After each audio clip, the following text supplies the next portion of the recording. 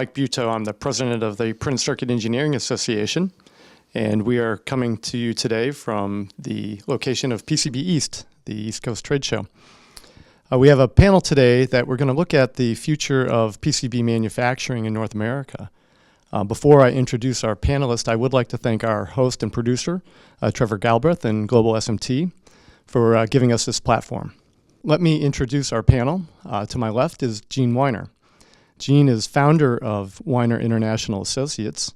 He is the current or former director of WKK International, which is an EMS company and a major equipment and material distributor, Phychem, Inselectro, ME Baker, Micro Solutions, and others.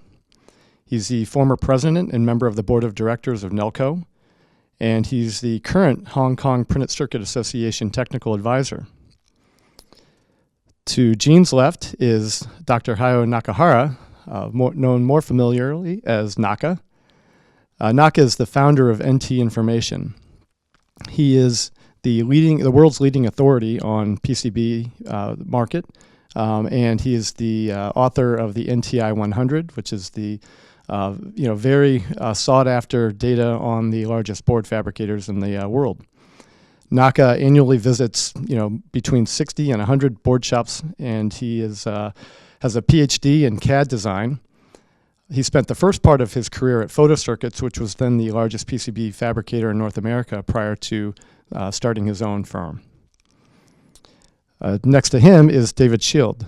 David is executive director of the Printed Circuit Board Association of America, an association of domestic printed circuit board manufacturers and suppliers. David has 25 years experience in the aerospace and defense industry, managing political engagement, advocacy campaigns, external affairs, and more for TRW, United Technologies, and Raytheon. He is the past president of the National Association of Business Political Action Committees and a former adjunct faculty member at George Washington's Graduate School of Political Management. And David is an alumni of George Washington. And to David's left at the end is Tom Kastner. Tom is president of GP Ventures, a mergers and acquisitions advisory firm. Tom has more than 20 years of corporate development and technology investment banking experience. He directed the U.S. and European investment program for Hakuto, which is a Japanese technology distributor, and co-founded an Illinois distributor of electronic components. Tom has a bachelor's from UC Berkeley and an MBA from Yale. So that's our panel for today. And gentlemen, thank you all for joining me. So our first topic, we're going to cover about 5 topics today. And gentlemen, I want to say all of you have spent some years watching the market trends in the PCB industry. And the alarm has been sounding for years that the North American industrial manufacturing base is being hollowed out without much coming to backfill it. We're going to spend some time today assessing the status of the industry and, more importantly, our best guesses as to what will happen next. So, Tom, I'm going to start with you. You wrote a blog last month where you reported that there are now fewer than 150 fabricators in North America and perhaps around 180 facilities total. You noted that, in general, the revenue size of those remaining companies is growing. However, you also point out that about 102 of those firms have revenues of 10 million or less, and you predicted that by around 2030, more than half of those 102 companies will likely be acquired or shut down.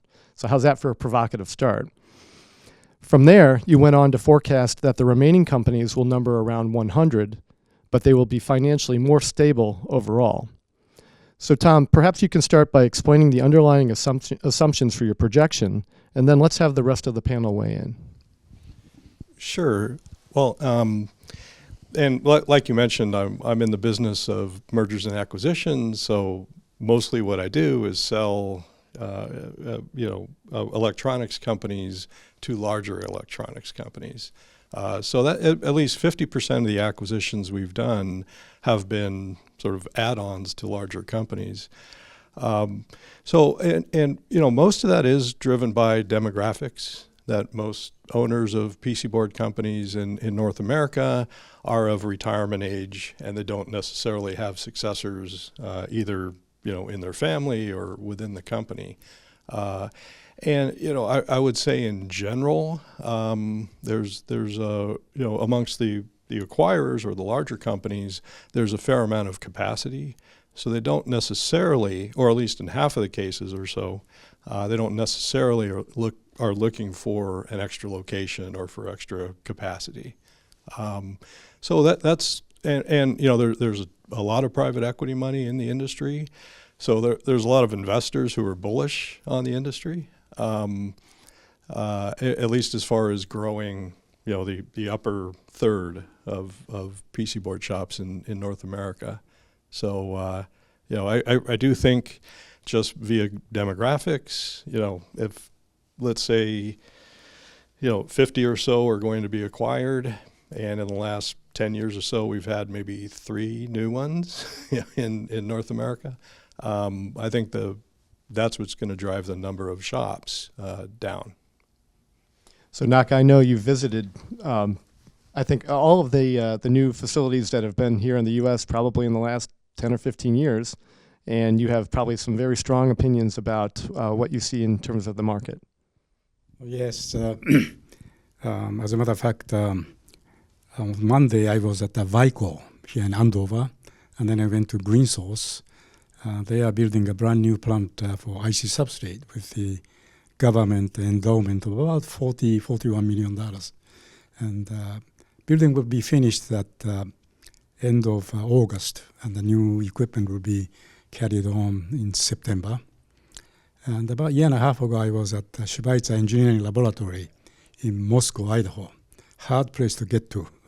But they had about $100 million investment, brand new, and all these shiny new equipments. And I also visited Calumet. And just when the new IC substrate project started coming up, I think a plant is now going on, and pretty soon the building will be finished, and hopefully to start production sometime toward the end of this year. And then I have visited probably half of TTM Technologies, Toronto, Sterling, Anaheim, which is gone, unfortunately, and Santa Ana, and so forth. And then some of Summit Interconnect, and a few other small ones. And my general, I was very critical of North American or U.S. printed circuit to be a zero-sum industry, meaning somebody buys and goes down, and 1 + 1 is not necessarily 2, because of the overlap of customers and the over capacity and so forth. But I think U.S. is now getting to be fairly healthy, in my opinion, from what I saw and what I talked to last month and this time. So we have Tom and Naka, who have both been on record as saying that typically that the larger companies are the ones who are going to win out. Gene, you've spent your whole career on the really on the leading edge of a lot of technology.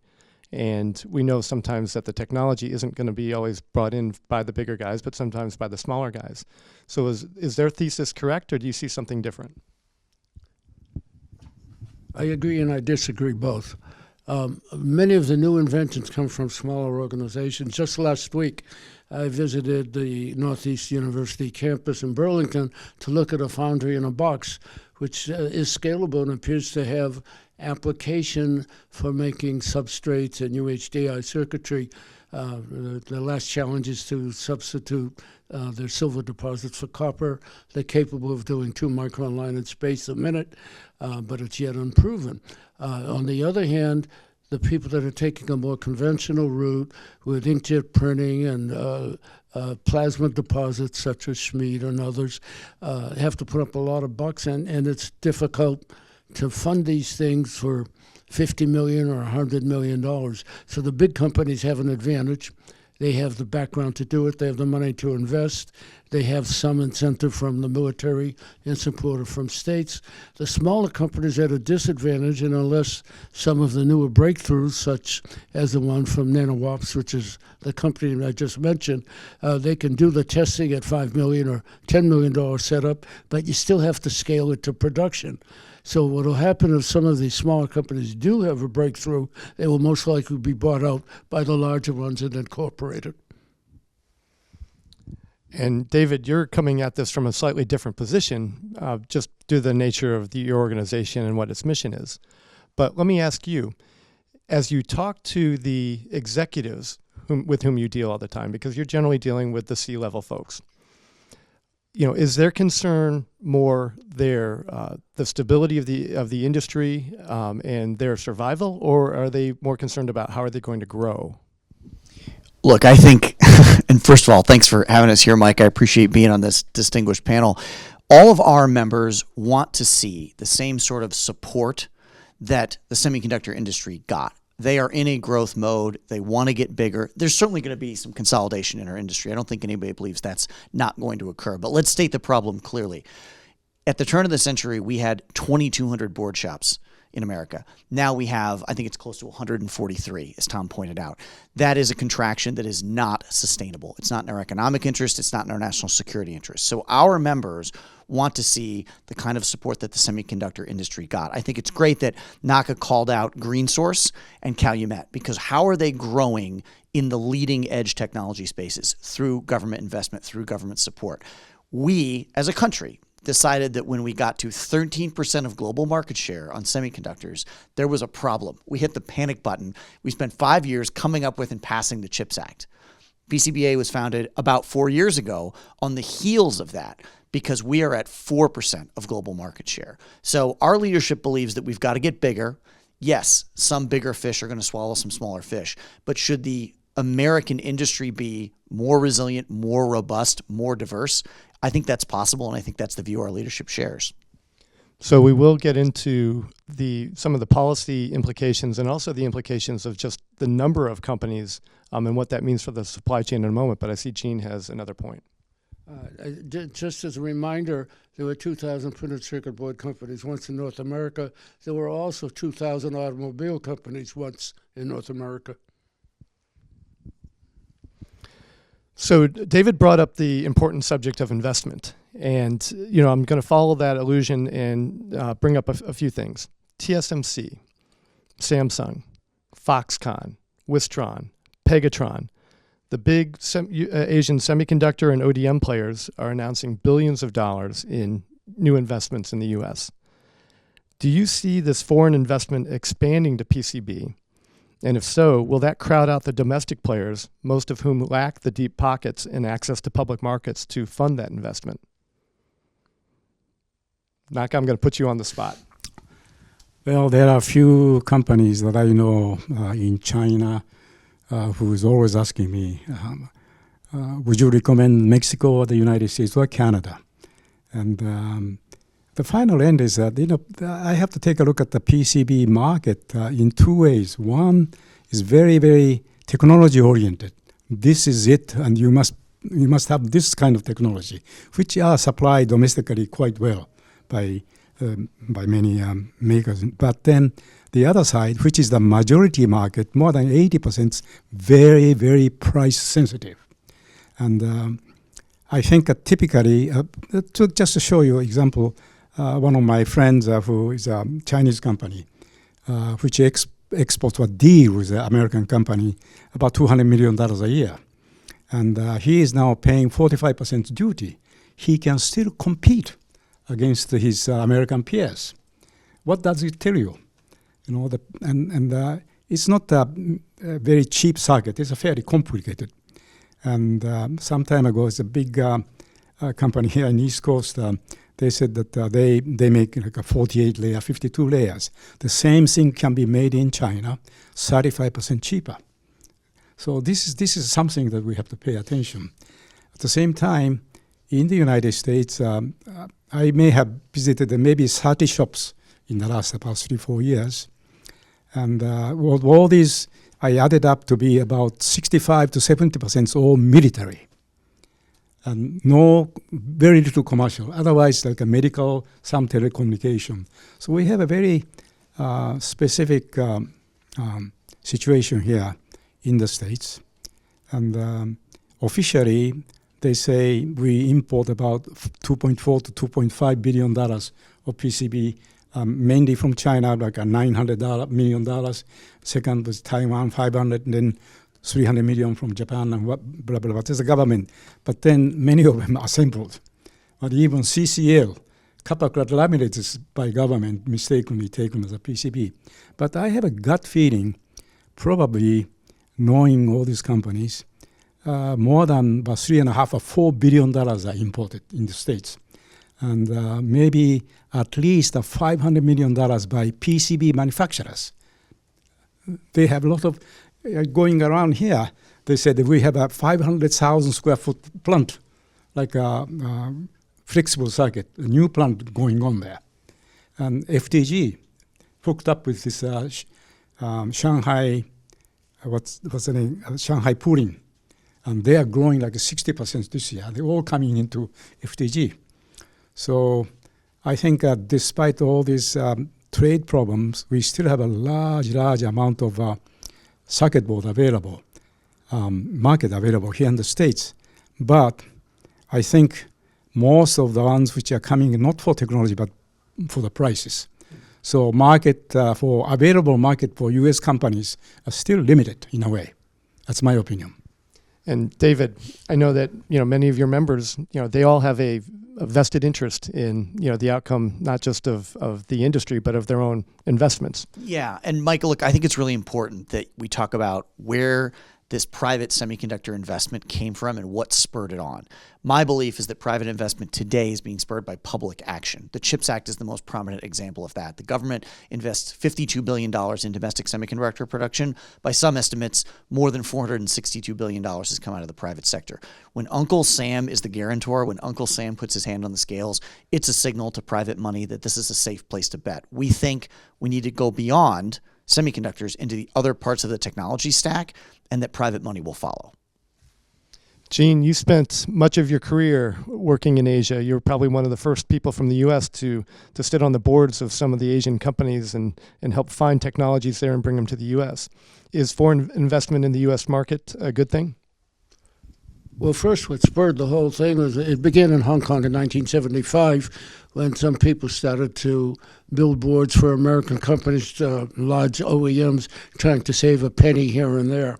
And then the industry grew and all the OEMs jumped on it, stopped funding research and partnering with their suppliers. But the problem is different today. China's become the world's manufacturing site, but there are critical things for the future. We don't want to play catch up. We want to move ahead for advanced packaging, a place to put the chips. The new SpaceX facility being built, the second one now in Texas, will be the largest printed circuit plant for HDI, UHDI in North America. But how do we enter the big investors? We talk about the billions. Victory Giant, a Chinese company, is now committed to spending $450 million. That's nearly $500 million to put the facilities into Vietnam in 2 phases to produce everything, including ultra-high density, flexible circuits, high multi-layers, and so forth. Why are they doing it? Because the government has provided incentive and the supply chain is guaranteed from nearby China. Until we have a full supply chain here, and I was happy to see that a company just recently bought the about-to-close copper foil plant in the States. We now need someone to make pre-preg, but we need the OEMs to step up to the plate, to reinvest, and we need signals from the government with not necessarily funding, but some type of incentive, such as tax incentives or relief from taxes in initial stages.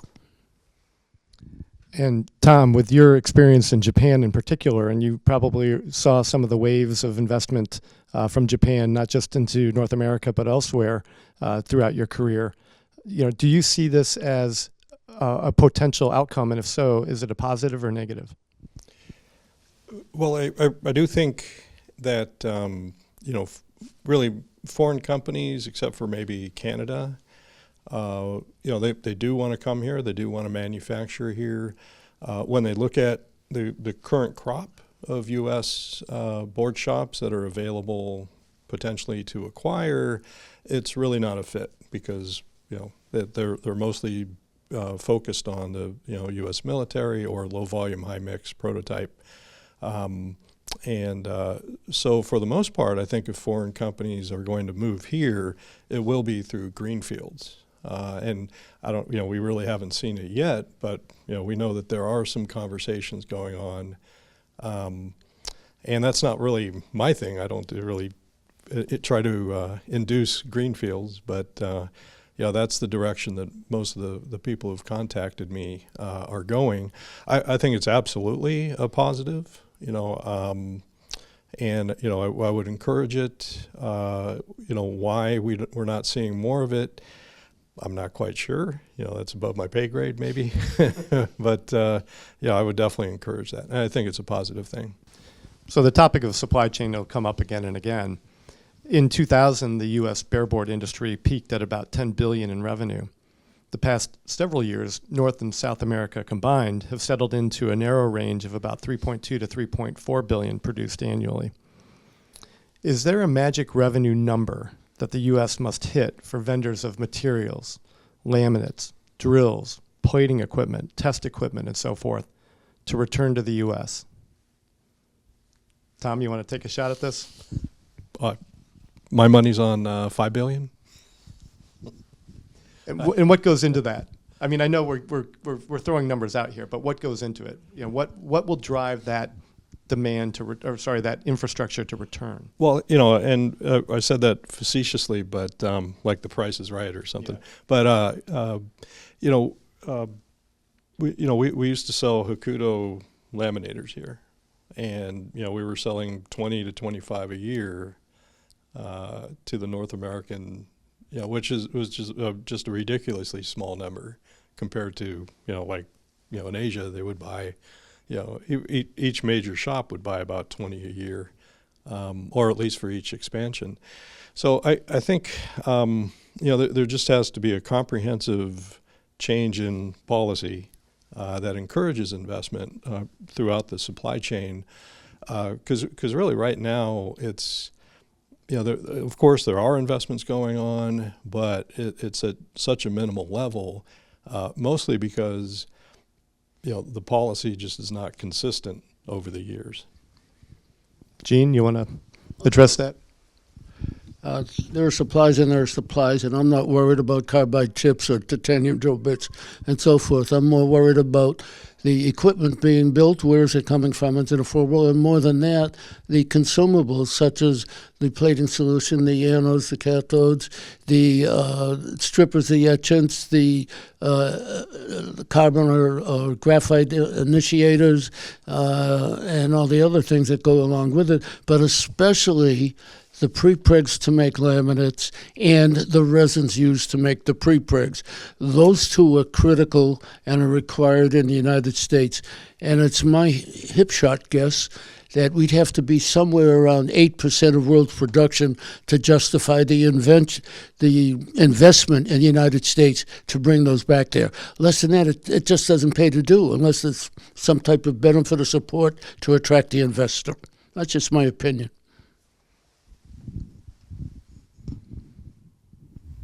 All eyes on Naka.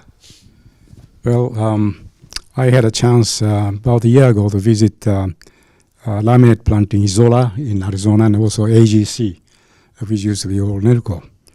And they are just importing everything, copper foil, glass fabric, and resins. They're all just coating and laminating. And both companies the same way. I haven't been to Rogers, but they are a bit of a problem right now. I think the things are changing, like automotive radars are moving away from Teflon into a PPE resin, which is much easier to use. And performance is not as good, but good enough because chips are now handling rather than the PCB. So these things are moving. But one, I think, always tremendously disappointed is that I do 8 or 9 trade shows all over the world. I see very, very few Americans in the show. And so they have absolutely no idea what the hell is going on over there. And a year and a half ago, I was in Shenzhen, visited 17 PCB companies, and 7 of which are brand new in Zhuhai.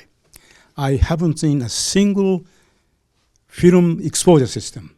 Inner layer, outer layer, solar mask, everything is DI. And I see very few here in the United States. We are so backward there. And if they see the plants like that, I think it will be an eye-opener. Also, the new plants I see here, they are gradually using this. And I was particularly interested in drilling equipment because back in 1965, I was a photocyclist. I have a team of developing a numerically controlled drilling machine. And then Exelon came, and the project was finished. And Exelon went on and on.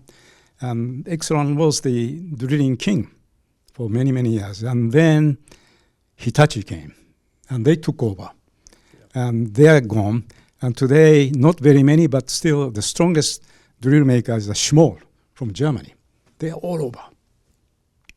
So then you have to really see what is going on. And do you know how many digital imaging systems sold last year?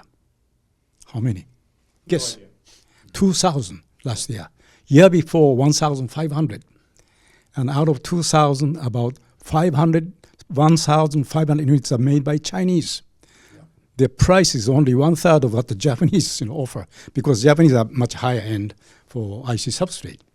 But so gradually, things are changing. And one plant I visited in Zhuhai, they are doing about 2 million square foot a month of multi-layer balls. And their total employees are 450 people. 2 million square foot, 450 people. That including overhead, purchasing, marketing, and so forth. And I was told about 320 people are engaged in real manufacturing. 3 shifts. So you go through the plant, there's nobody. All machines. All machines.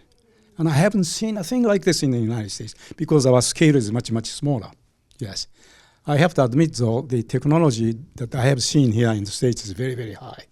And average layer count is 12 layer in the United States. And the average lot size is only 6 panels. And China, 150, 200 is common. So there, the situation is completely different. But then we can learn a lot from seeing these guys, talking to these guys. Naka, I'm going to stay with you for a moment. According to the NTI 100, Vietnam and Thailand are either similar or very close to the revenue size of the U.S., but we see infrastructure going there and not necessarily coming here. I just finished the latest report, which I distributed to my clients. Vietnam was about $3.2 billion last year, and Thailand was about $3.4 billion, which comes from mostly almost 95% from existing companies. And now Thailand, the first phase, I think, was about $5.5 billion investment, the first phase. And then about 2 years later, second and third phase come, and altogether, I think about $8.5 billion will be invested in Thailand. And a PCB business, $1 investment returns $1 after 2-3 years. That means if that happens in 5 years' time, Thailand would have about $11 to $12 billion, which is about 4 times bigger than the US. Nobody knows anything about the US. My assessment is probably production is about $2.7, maybe maximum $2.8 billion dollars. And half of it's coming from TTM. Also, some companies are rising inch at a time. But we have definitely some problem here in this country. There's a major difference between the challenge here in the United States and that in Thailand. And it's also Thailand's problem is going to be in training of skilled and semi-skilled labor. Their sources of material, 2 laminate companies, one from Taiwan, one from China, are now establishing pre-preg plants in Thailand to support the local industry. But the problem is that the Thai government is giving all types of benefits and tax benefits and incentives to the companies to go there. We have to do something similar here in the States. That I agree, yes.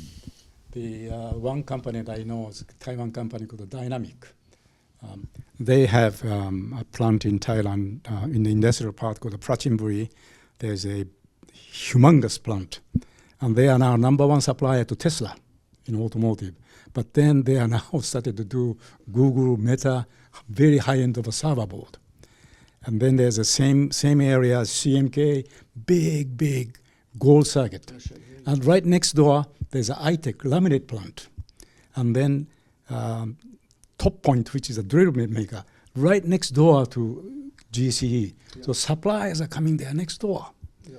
And so Thailand was a bit of a problem for supply chain, but now there's iTech, there's a TUC, there's Shenyi, and then EMC has finished now building right in front of TTM Technology in Malaysia.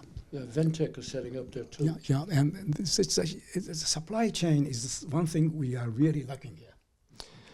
So as Naka has identified, we don't have the same number of suppliers here. We don't have the same demand signal, and I'm wondering whether it's simply the demand signal that's the issue. But David, I'd like to ask you on the subject of government, and it's been years since I've done this, but when we used to visit the congressional members in Washington, there were two prevailing questions, that they would ask. And one was always, how many people does your company employ in my district? How many people does your industry employ? They're really concerned about jobs. The revenue factor was also one as well, more generally speaking, how big is the industry? Is it one worth our attention or not? Is that still true today? I think so. These experts have laid out that a China plus one strategy doesn't necessarily mean the United States if the United States doesn't lead on industrial policy. This is not a race between two countries. It's a global race. Many people are running in it, and we are not starting out in the lead position. That's one of the messages we carry to Capitol Hill. You're absolutely right, Mike. They care about jobs, and they want to see manufacturing facilities in their district. The reality is those facilities will rely on automation. It may not be as many jobs as people are hoping for. There will be highly skilled roles, and we know that there is a downstream effect when you build out these factories, automated or otherwise. One of the other things I think lawmakers do care about are the end-use applications of this technology. People were very focused on the fact that semiconductors made trucks a reality on American streets. They were very focused on the fact that we have high-end aerospace and defense applications that rely on chips, but chips don't float. All of the things I'm talking about, everything that makes modern life possible, and things that we shouldn't have foreign dependency for, critical infrastructure, for example, that manufacturing matters on Capitol Hill as well. Lawmakers do not want to hear the phrase foreign dependency when it comes to the power grid, when it comes to banking, when it comes to medical devices. And that's where we are today. So beyond jobs and economic impact, the way these technologies are applied, that's an important talking point because lawmakers understand the geopolitical realities of we can't run our modern society without a foreign source of technology. It scares them, and it should. So Tom, now hearing what the rest of the panel has to say, and knowing that traditionally within any given industry over time there's consolidation, and so you'll have a few number of very large players when everything kind of falls out. Can we expect that those companies that are left in North America will be of the size where they can actually compete internationally, not just domestically for military programs? And will they be able to capture investment outside of the private markets? Could they go public? Would they have access to the amount of capital that they need to really buy 200 laser drills if in fact they felt like that was the way they wanted to go? Well, I think U.S. PC board and assembly companies can compete, particularly on the military side. I mean, it's one of the main exports of this country, and and almost all of the electronics that are used in a lot of military applications are covered under ITAR, and so I'm not exactly sure if ITAR is always 100% enforced, but it's certainly a vast majority of parts are coming from ITAR registered sites in North America. And so that's certainly one area where we can compete. So when we're exporting military hardware, U.S. companies definitely are competing. I would think, to a large extent in medical and other high end, at least a lot of the prototypes are being made here. I think in particular because of the concerns about IP theft, more and more of those prototypes are being made here. And that, because ideally you would like the prototypes to be made by the people who are going to make the volume. But I think U.S., the customers are holding back more and more of those boards longer, so that that IP doesn't leak to on the commercial side to foreign companies. But is all that enough to really attract all that investment? I'm not so sure. Returning again to 2000, at the peak of the dot-com boom, U.S. fabricators were investing heavily in high-layer count manufacturing. I remember relaying the news of Hadco, which at the time was the largest domestic player in the industry, quoting 9-month lead times. And I mentioned that to a colleague named Jack Fisher, who replied, "There goes any hope of domestic microvia investment for the foreseeable future." After the crash, of course, there was little capital funding left to pivot, and Asia was in prime position to dominate, and it has. Today, we have seen some shoots of CapEx spent on advanced technology, but on the whole, the U.S. industry spend is probably less than some of the top 25 companies like Victory Giant, as Gene mentioned, or AT&S or Mako might do themselves in a given year. Given that, what strategy should North American fabricators use to close the gap with their offshore competitors? And the follow-up to question with that, should they focus only on fabrication, or do they need to look into other areas to help expand their revenue base? Gene?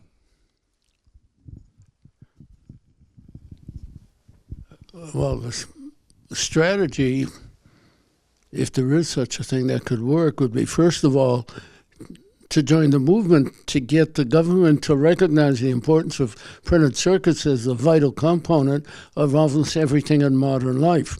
But further than that, the strategy should also be to lure the OEMs back into the game and to form collaboration and to line up. For example, Europe can't go on its own. I firmly believe that the EU, the EIPC, and the U.S. printed circuit companies should form an alliance and get together, and that together they may have enough to enter investment. But on the other hand, we're going to wind up with a handful of small companies that are innovating and doing quick turn, even though some of the larger companies are doing quick turns with separate operations. And we're going to have the big guys, such as SpaceX in Texas or TTM. Summit Interconnect is a private company. Then you're going to have the smaller companies doing a breakthrough, and this will be more of a rarity, such as Calumet or American Standard Circuits. And all I could say is Congress, Department of Commerce, government, OEMs, if you want to survive in the future, you better start looking where your product's coming from and where your market is and support it and invest in it and make sure it's viable, or else we'll all be beholden to foreign sources on everything from everyday material to critical infrastructure. And I'm especially concerned about the new data centers coming up for artificial intelligence, which are going to take huge amounts of power and huge amounts of high-tech, ultra-high density printed circuit boards. Naka, what are your thoughts? Well, I am not focused widely. They're focused on some particular areas. Particularly in the last few years, I've been very much interested in IC substrate and also high layer count multi-levels. In the area of IC substrate, 2022 was a very, very good year. About $18 billion produced. Which is 20% of the entire PCB at the time. Yeah.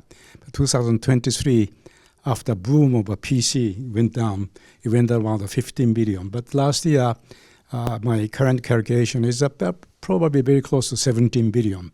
That is going to continue. And the U.S., if any, that much. and huge investment here. TSMC, and Micron, Samsung, Intel, and the huge amount of chips are coming out. But we'd have to send everything into Asia for testing and assembly. And we have to do something about it to be independent. And a few small things coming up with the Green Source, Calumet, and now the new company Hyperion in Arizona, I guess. And maybe a couple of them. Then there's one small company called R&D Altanova in New Jersey. They are doing some amount of package, but all for military communications. And they know they can't compete, but someday we have to do that. There's a $18-20 billion market there. Mm-hmm. And almost all of them for U.S. companies. So, Tom, is it, strategically, would it make more sense for the American market to consolidate as fast as possible? So instead of spending money competing against each other, they are of the size to attract larger amounts of private and maybe public investment to be able to actually compete on the international market? Well, I guess in theory, but that's just not their strategy really at all at this point. They've picked their lanes, and they're competing very well within the U.S. markets. But outside of their chosen markets, they're really not competing that well on the international market. So, in order, it would take a complete strategic change for them to compete in those markets. Well, there is major investment going on in the United States. Unfortunately, it's not all by American companies. You mentioned Hyperion Tech. This is founded by a former vice president of Intel. Then we also have Amcor with 50 acres in Arizona that's going to do the packaging, but still missing the printed circuits to mount the package on. TSMC's got 25 square miles in Arizona, building a whole town, 5 miles by 5 miles, all fenced in. I drove around it last month, and they've got 5 facilities going in. Building number 5 is going to be for packaging and test. Still no printed circuits to mount them on. So I think the packaging thing, we're drawing foreign investment from there. Maybe we should look at foreign investment for printed circuits, but we still need the incentive. The packaging guys have incentives from the CHIPS Act and the Department of Defense. Department of Commerce, where are they? Thank you. So, Tom, I'm going to go back to you for a moment because as Naka's identified, the total available market for printed circuit boards in the U.S. is still immense. So, and you mentioned something I think that's very important, which is that the U.S. companies have already kind of picked their lane, right? So is that strategy actually still enough? Just keep doubling down on what they're doing and try to keep peeling off a little bit more of the domestic available market? No, I do think that strategy will work for some time, but to really grow, they're going to need to do something a little bit different, and so whether it is in the data centers or for AI chips or applications, that's going to take a tremendous amount of investment, and I'm sure the industry is attracting investment and is getting support from the government, but it's not going to move the needle from 4% global market share to 10. Maybe we get to 5 or 6. With the current strategies. I mean, that's huge for the industry. That's doubling. I mean, it's 50% growth on top of whatever growth we get from economic growth and greater electronics of everything. So of course we'll take it, but to really move the needle, it's going to take a lot more support. David, your organization, the PCBAA, of course, represents not just bare board fabricators, but also assemblers and other supply chain companies. And you could argue that for every EMS company there's a model, right? You have EMS companies that are standalone, just doing assembly, some doing consignment, some doing turnkey. You have some offering design services. You have some that are have OEM products in addition to their assembly. They do box build, right? So there's a lot of different models, and then you have the big guys like Jabil and Sanmina, which have other things as well. Materials, 3PL. Sanmina has bare boards, right? So there's a lot of different models out there. From your membership, have you gotten any sense as to whether they see different business models as being important, or that they want to take on? For example, fabricators buying assemblers or vice versa. I'm proud of the diversity of our membership, the 75 companies. We started out with 5 board manufacturers, and we've grown to include the entire supply chain, right? From copper coming out of the earth all the way down to primes like RTX.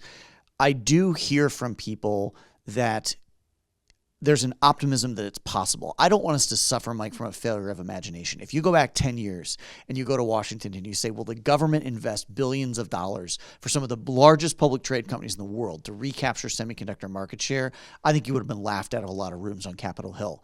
And then we did it. And I think our own members look at that example, whether they are EMS companies, whether they are board manufacturers, whether they're critical materials suppliers, and they say a similar investment is possible, should be the policy of the government. And we're going to get to victory through a lot of different lanes, as you just described, but we're not going to get there competing in a global marketplace where every other country is exercising industrial policy, and we are saying we're going to let the market decide. So one of the things that's interesting to me, in my experience going back into the 1990s, the IPC had developed a technology roadmap, and one of the things that was identified in that roadmap was the need for high-density batteries. And if you had said 15 years ago, let's form a company in the U.S. to build cars and source all of the materials in the U.S. and make it electric and depend on batteries, most people would have said no way. In fact, most people did say no way. But you had one guy, and I know it's kind of a bad word right now in some circles, but Elon Musk, dared to dream, right? And he's built one of the most successful companies the world has ever seen as a result of that. So having a vision, right, and having a strength of, the audacious strength of purpose, and commitment to success means something. As David has brought up, the topic of government, it matters, right?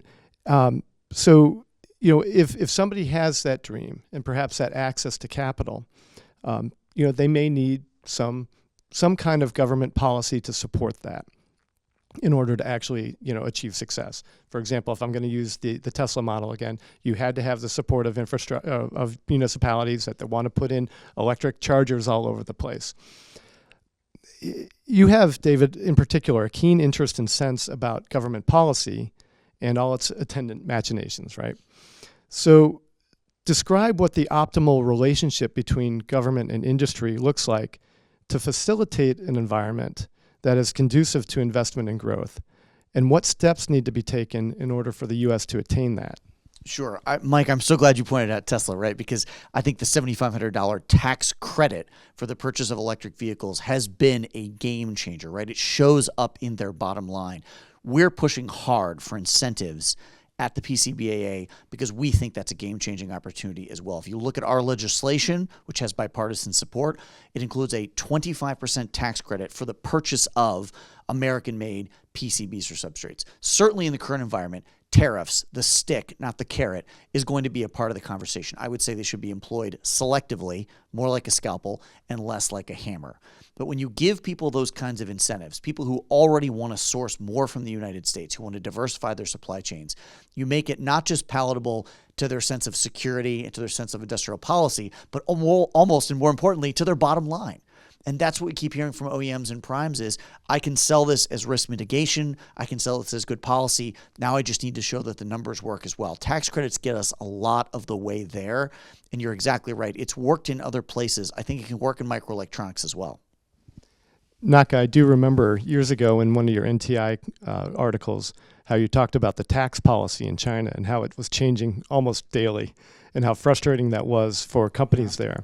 There's the government assistance in China is just tremendous, and we should take a look at them. And personal things, I came to this country in 1966, and my father gave me $7,800, all in cash. I had to knit in my underwear, and that was at the time my 10-year salary in Japan. But my father was a medical doctor, so his living was just above Japanese average. But that's how I started, and government help is something like that. I think it will help, definitely. Gene, you've worked with lots of entrepreneurs through the years. One of the things that they all share, right, is that commitment to vision. So, when we factor that in, plus access to the markets, government policy, where does that lie? Well, I like to think of Back to the Future. The last time the U.S. government really got behind industry was in the Industrial Revolution with the Eli Whitney cotton gin mill. What did they do right then to create our Industrial Revolution? I think we've got to take a look at the things that worked then as well as here. But also you have to have a vision of where you want to be and how you want to get there. You can't play catch up. Plus playing catch up, you never do catch up. While you're trying to catch up, the opposition moves ahead. We have to move ahead and look to advanced packaging, ultra-high density things, interposers, substrates, and so forth, and not just, for example, right now, because of the surge in demand of boards for artificial intelligence in Greater China and Japan, this need is, we're finding that high HDI boards, conventional high-density interconnect boards, are no longer carrying a premium. The premium is now left to ultra-high density. So we have to look ahead. If we try and catch up in HDI, forget it. Let's look at ultra-high density. Let's look at the packaging beyond that. Let's look at the next generation of product that will use our electronics and which printed circuit boards they will require and create the incentive to build those in America. Tom, there's a saying that it's good to be the first son, the second wife, and the third golf course runner. And the whole concept behind that is that, there's so much expense that goes into, putting something, on the ground that is usable by others, right? So you've mentioned that you think that, there is, that the investment money is still there. We do know that private markets kind of come and go. They, industries fall out of favor. Does the government policy have to be foremost in their minds right now in order for that interest in our industry to continue? Or will they start looking at, hey, look, I've invested this much already. I've bought this company, this company, this company. Now, in order to sell that, I'm going to have to get that many more points from the next person. And maybe that next person isn't going to be there because it's gotten more expensive. Does a government policy have to keep kind of stepping in, moving things around a little bit to encourage that investment in our industry? Or is that just sort of a side factor? Hey, look, stay out of the way, don't make things harder for us. We as the investment community knows what we're doing. Yeah, well, the policy of ITAR has really helped the industry, with very little other incentives over since the cotton gin. So that policy has helped. There's, of course, a limit to that, which is the relative size of the military market. I do think there is a lot of, buyer interest, so private equity interest in the industry, and then, government policy is basically kind of icing on the cake or gravy for them. But the buyer community, the investor community is seeing a lot of tailwinds for the industry. And so, when we put out a deal, we're getting a lot of interest from both existing and new potential entrants, as well as from individuals who are looking to buy a business and run it. So unfortunately for a lot of the owners, they can't get their kids all that interested, although some of them have. But for the most part, it's outside interests as far as buying a company. And then, I think they all know that in order to continue to grow, they're going to have to invest in CapEx and technology. David? I would emphasize, Mike, that ITAR, which is a tall fence around a small yard, is effective for exactly the reasons Tom said. Who builds the fence and who sets the size of the yard are elected officials. We can absolutely extend that perimeter around things like cloud computing, AI data centers, and other critical assets that we don't define as traditional military applications, but things that we should make and depend on here in the United States. That expansion is possible. It's just a failure of political will to make it happen, and it creates thriving markets. So we're coming to the end of our panel. I'm going to go around the horn. I'm going to ask each of our panelists to say 1 to 2 things, 1 or 2 bullets for board fabricators to be thinking about, things that they need to think about. There was a saying, may you live in interesting times.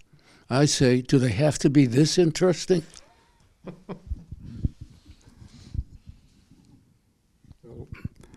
My knowledge of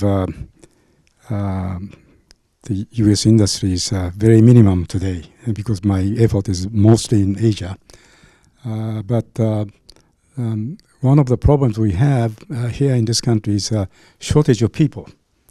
And you can get the first shift people, but equipment has to be operated for 24 hours for return. And a lot of people, a lot of companies I have visited complaining about they can't find second and third shift. And that's where the China is very interesting because it's a 12-hour shift. And 12 hour. And they work 6 hours a day, 6 hours a week. 6 days a week. So can you imagine the output that they can expect? And my boss used to say, hey, this was like 40 years ago. Unless Japan's living standard reaches our standard, always a trade war. And now Japan's living standard went up. And you see the trade war now with the United States. Japan is exporting so much. But I think I feel U.S. people, Americans are fairly hard workers, particularly in the PCB. I see they are left alone and they know what the hell they're doing. But I think the industry has to make an effort to make the printed circuit industry to be more attractive for younger people to join. That is one thing I think is lacking. You know, Mike, if I could talk to our board fabricators, I would say the time to act and come together is right now. The political winds in Washington can blow strongly, but they don't blow forever in one direction. And we have a unique focus right now on industrial policy, national security, reshoring and restoring capacity. I don't know how long this will be a bright, shiny object for our lawmakers, but now is the time to take advantage of the focus on this issue and take action. Well, and David said he has 75 members. I think there's something like 800-900 EMS companies. Maybe we could debate debate that as well. And so I don't see a lot of PC board fabricators really getting involved in these issues. That sure, many of the larger ones do, but you don't see very many of the smaller ones. They got other things to take care of course. But I think becoming more involved in political action, not only at the federal level but also at the state and local, and